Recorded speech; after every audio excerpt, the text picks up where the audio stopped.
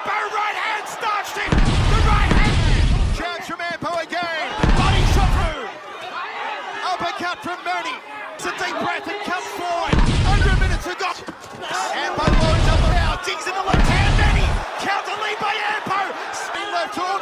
Mooney responds. Hello guys, welcome back to our channel Winsworld TV.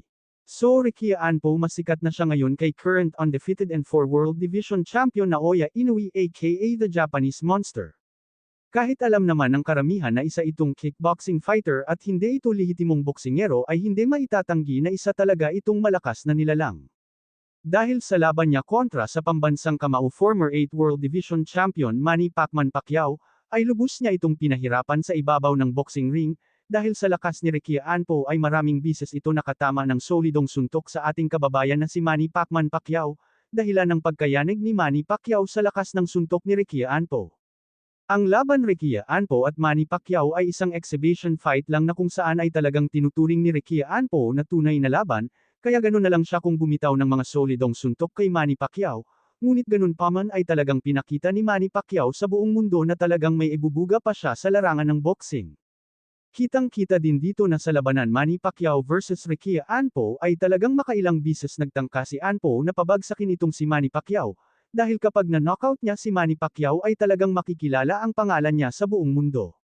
Marami ang gustong makalaban si Manny Pacquiao kaya itong si Ricky Anpo ay sinamantala niya ang pagkakataon na mapatumba sa ibabaw ng boxing ring itong si Manny Pacquiao, ngunit siya ay nabigo lamang. Hindi man nagtagumpay si Ricky Anpo na i-knockout si Manny Pacquiao, ay nagtagumpay naman ito na makilala sa buong mundo.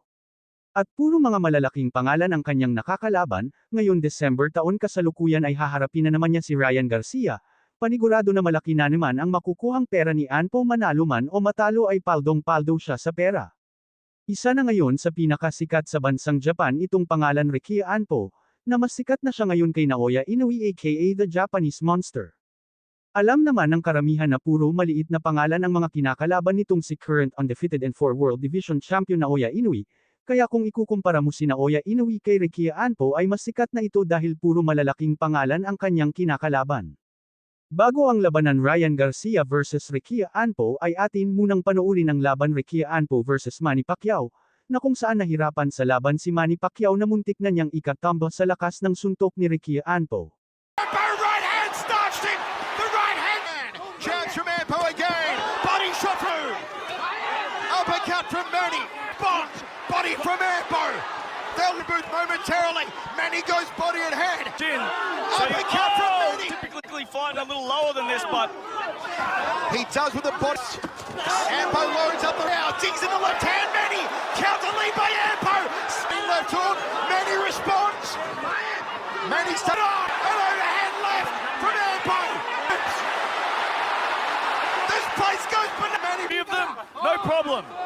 Nice right blows in the last round. Elbow this time. Probably caught the elbow as it was going. Loads up on the left hand is Pacquiao. Team world champion. Gets on the inside of the right hand. Ready. Ampo right hand starched him. The right hand. Chance from Ampo again. Body shot through. Uppercut from Mooney. It's a deep breath and comes forward. Under a minute to go. Got a hell of a chin. Uppercut from Mooney. Typically find a little lower than this, but Ampo. Huge uppercut. The chin through the totions now. Ampo goes the liver. Manny with a hook. Head. Final 25 seconds. Here comes Ampo responds. Body from Ampo. They'll reboot momentarily. Manny goes body and head. And Ampo. And what a fight. What? Just put it on. I thought that's what we were going to get. Pa sa ating mga balita, patuloy pa rin ang pag-aangas ng former 3 Division World Champion John Riel Casimero aka Cuadro Alas Angas ng Pinas at ng former 2-time World Challenger na si Vincent Astrolabia. Ayon kasi kay Astrolabia ay malaki ang risk nito niya kay Casimero at alam niya rin na malayo na talaga ang naabot ni Casimero sa boxing. Ngunit ang problema daw umano kay Casimero ay isa itong mahina lalong-lalo na mahina daw umano ang utak nito. Dahil sunod sonoran lang daw ito sa kapatid niyang si Jason Casimero pagdating sa mga laban. Dahil sa alitang ito ng dalawang panig. Para sa hindi pa nakakaalam kung saan ang umpisa ang alitan ng dalawang ito. Nagsimula yan matapos hindi ikinatuwa ni Astrolabia sa naging pahayag ng magkapatid na Casimero.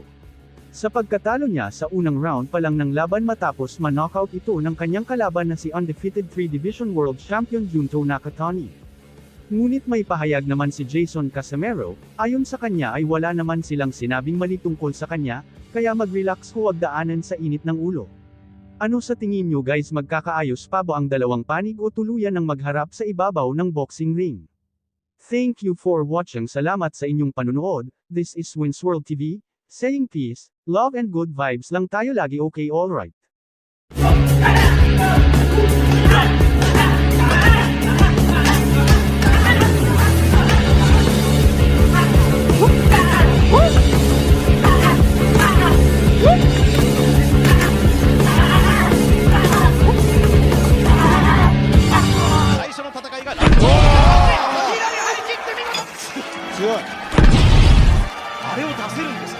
しかもこ